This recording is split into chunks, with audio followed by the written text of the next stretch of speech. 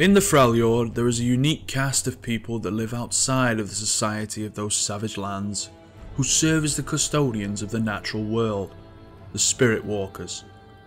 Once a generation, a child is born under a blood-red moon, a child said to live between the two worlds of spirit and man.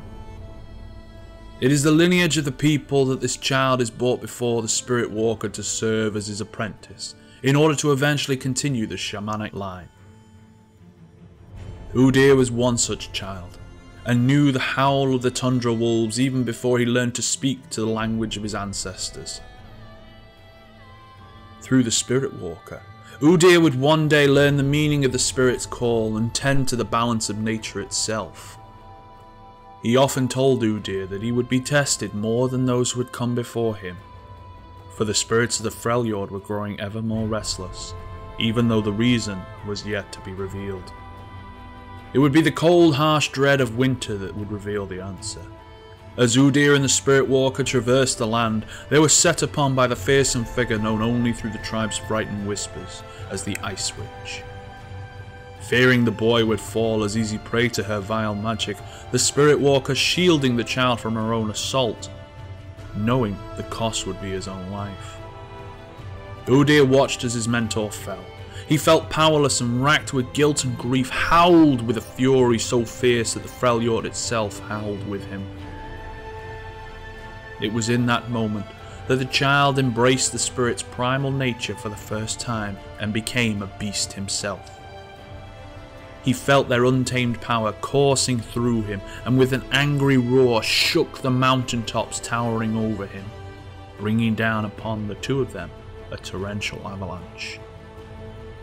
When Udyr had finally clawed his way free from the frost that covered him, the Ice Witch was nowhere to be found. With his mentor dead and no course for him to follow, he left his home and took to the wilderness to remain the beast that he had become.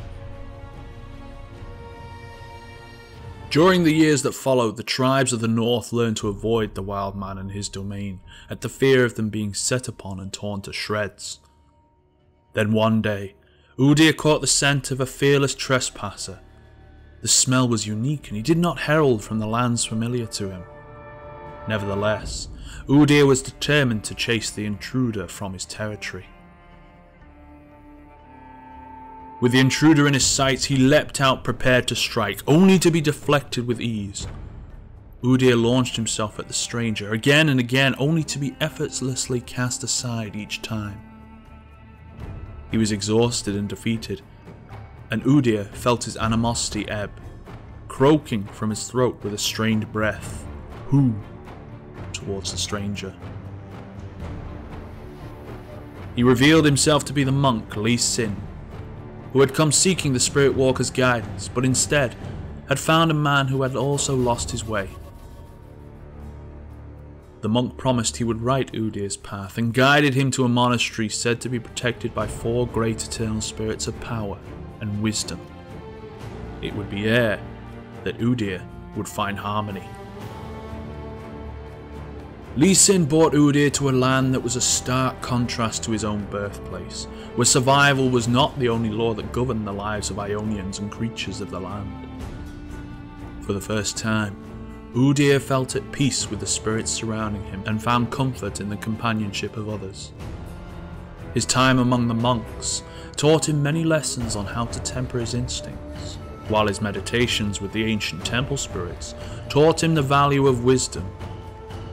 It was through these times that Udyr finally learned to truly embrace his life as the next Spirit Walker. He owed much to the Ionians, and it was a debt he was never asked to honour, but one he intended to repay many times over. When the armies of Noxus invaded, Udyr did not stand idle as the brutal soldiers oppressed the peaceful people, and it was soon realised he had not forgotten how to bare his teeth. He leapt forth at the armies with all the ferocity of a cornered beast, teaching the invaders a good lesson in fearing the wilderness. From the trees, his claws tore the Noxians down in scores. On the riverbanks, he threw them back with the falling tides, and in the fields, he consumed them with searing wildfire. It was only when the Noxians fled with their tails between their legs did Udyr quell his rage once more. Peace returned once more to Ionia, but Udyr still felt something stirring him from his rest. The spirits of the Freljord called out to him for aid, warning him of an unnatural evil emerging from the ice. Udyr understood that the true threat that the Ice Witch posed to his homeland was far greater than he'd ever realised. Armed with the potent spirits of the temple, Udyr bid Ionia farewell, setting off back to the Freljord to defend the natural world from all those who would threaten its balance.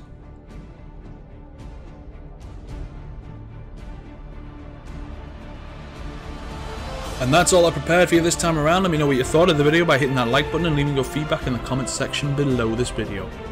With that said, that is all the champions covered now from the Freljord, and also this will be the last video I'll be making up until after Christmas. Thank you everyone for a wonderful year and your continued support as the channel continues to grow.